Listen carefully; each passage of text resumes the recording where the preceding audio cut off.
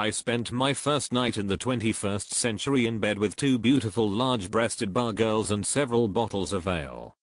At first I was keen to learn from them all that I could about the modern world, about the balance of power in the directions to Bebbanburg, that I, Uhtred of Bebbanburg, might still reclaim my birthright.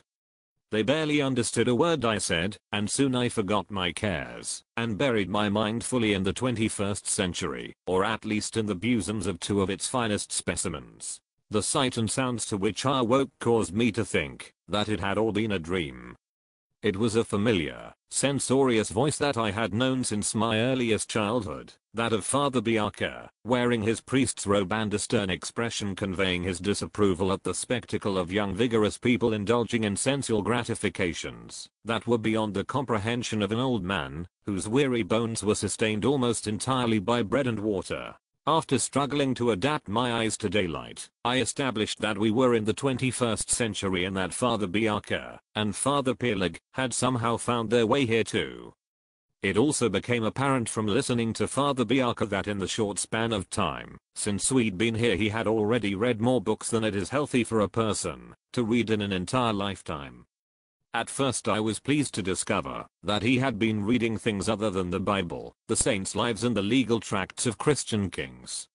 My pleasure turned to dismay when he started lecturing me about the perils of sexually transmitted viruses, glancing with disapproval at my companions as he spoke.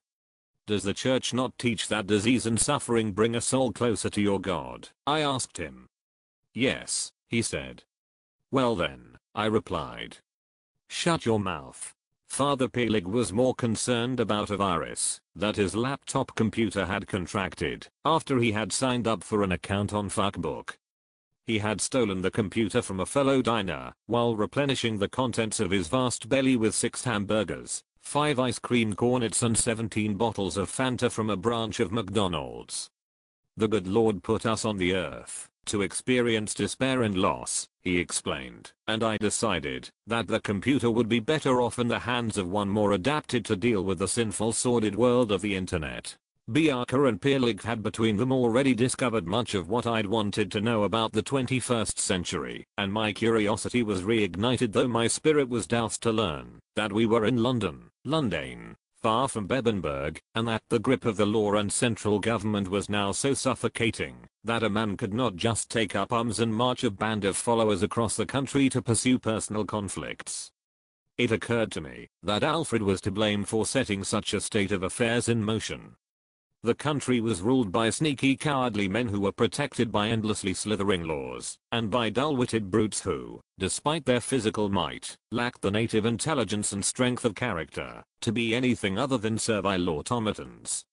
Any campaign I launched to retake Bebbanburg would have to be conducted with discretion, and the money for it would have to be raised, as I learned to my horror, by seeking servile employment.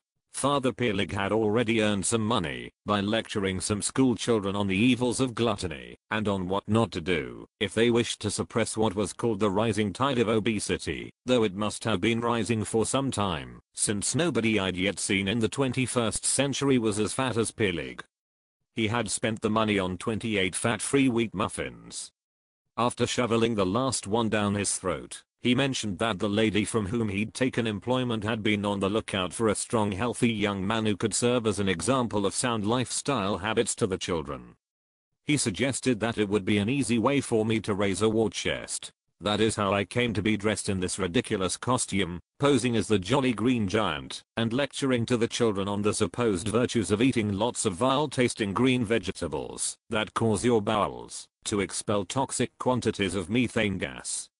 I had never eaten broccoli before, and after tasting them, I vowed that I would never do so again. And they tasted nice compared to Brussels sprouts. I arrived 5 minutes late and the lady chided me for the scent on my breath of the hobgoblin ale that I had used to get rid of the taste of the vegetables she had given me to sample. Does your pamphlet not say that alcohol is good for you? I said as we made our way into the classroom. She replied that it was only good in strict moderation, not in amounts great enough to induce drunkenness. I scowled and made a derisory gesture, and the children looked up to pay attention to me.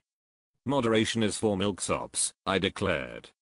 The point of drinking alcohol is to get drunk.